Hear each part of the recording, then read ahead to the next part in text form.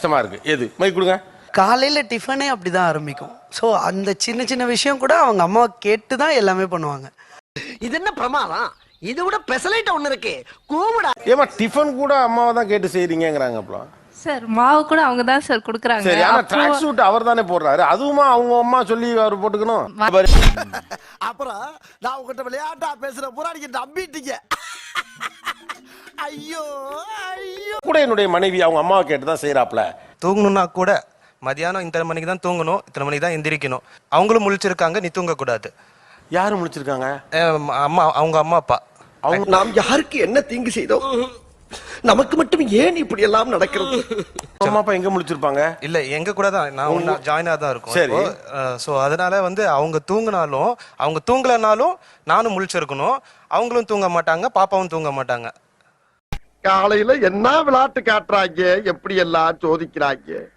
பொழுது விடிய விட மாட்டேங்கிறாங்களே ஐயா. அவங்களுக்கு தூக்கம் வரல, வயசானவங்க முழிச்சிருக்காங்க. உங்களுக்கு ஏதாவது வேலை பார்த்து வந்தீங்க, களைப்பா இருக்கு, தூக்கம் வந்துருச்சுன்னா என்ன பண்ணுவீங்க? தூங்க கூடாது. அதெல்லாம் நான் முழிச்சிருக்கணும், அவங்களும் முழிச்சிருப்பாங்க. அந்த டைமிங் வந்தோன்னா எல்லாம் போவாங்க, ரூமை சாத்திக்குவாங்க, நானும் அப்படியே போகணும். அவ்வளவுதான். அதாவது வாய்க்கு வந்தபடி எல்லாம் பேசப்படாது. எதா இருந்தாலும் நியாயமா பேசணுமா இல்லையா? மத்தியானம் தூங்கிட்டாங்கன்னா நைட்டு பாப்பா தூங்க லேட் ஆகும் சார். சரி. அதனால சாரி, மத்தியானம் தூங்கலன்னா நைட்டு தூங்கி அவங்க பாத்துப்பாங்க. ஏண்டா டேய், எனக்குன்னே வருவீங்களாடா? ஏன்ட்ட சரசம் பண்றக்கே ஓட்டாப்பே உங்களை பெற்றுறாங்களா? ஏன்டா அப்படி பட்டத்திலே வந்து பஞ்சு பண்றீங்க? நான் என்னமோ சொல்றேனோ. ஆமா, ஏன்னா அம்மாட்ட முடிஞ்சா கேக்குறீங்களா என்ன சொல்லணும்? பண்ணு மத்தியானம் அம்மாக்கு ஒரு ஃபோன் சார் நடக்கும். கோபிநாத் கேக்குறாப்ல என்ன சொல்லணும் அப்படின்னு வேணா கேக்குறீங்களா? அம்மா குழந்தைய தூக்கிட்டு போயிருக்காங்க. அம்மா மோசமான ஆள். நாங்க ரொம்ப கேவலமான ஆளு. கேவலமான ஆள்னா எந்த லெவலுக்கு இறங்கி அடிமட்ட வரைக்கும் போய் அலசுவோம். ஏன்னா இந்த பொண்ணு நீங்க இல்லாம அதுக்கு பேச வரமாட்டேங்குதுமா. ஏன்னா உங்கள்ட்ட கேட்டு கேட்டு பேசி பழகிட்டதுனால பாவம் தடுமாறுறாப்ல. இப்படி ஒரு பாத்தம் அண்ணனுடைய பிரியாணிக்கு என் நாக்கு அடிமை. தம்பி அண்ணன் நான் பெருமையா சொல்லுவேன். போறேன்னா 2 o'clock வருவேன். கொஞ்சம் டயர்டா இருக்கும், படுக்கலான்னு போவேன். அப்பயும் படுக்க கூடாதுன்னா தூங்கணும்னா நைட்டு தூங்கிக்கோ, மார்னிங் ஷிஃப்ட் தானே, எந்திரிச்சு போய்க்கலாம், அது ஒன்றும் பிரச்சனை இல்லை. அது அவங்கள்ட்ட கேட்கணும்னா. ஆஹா, இந்த சொன்னா தூங்க கூடாதுன்னு ஊருக்குள்ள எவனோ செய்வன வச்சுட்டான். எடுக்கிறேன், செய்வனைய எடுக்கிறேன். பொண்ணுகிட்ட கேட்பேன், ஏன் மருமை அதுக்குள்ள படுத்துட்டாப்ல, எது உடம்பு சரியில்லையா என்னன்னு கேட்பேன். பாவம் அவரே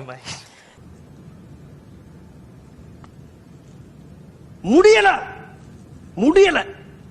இப்ப எனக்கே புரியல, நான் எங்க அம்மாக்கு போன் பண்ணி கேட்கணுமோ?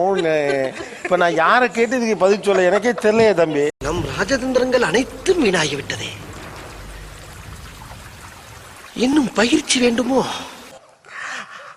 என்னோட பையனை பாத்துக்கிறாங்க, இப்போ என்னையும் பாத்துக்கிறாங்க.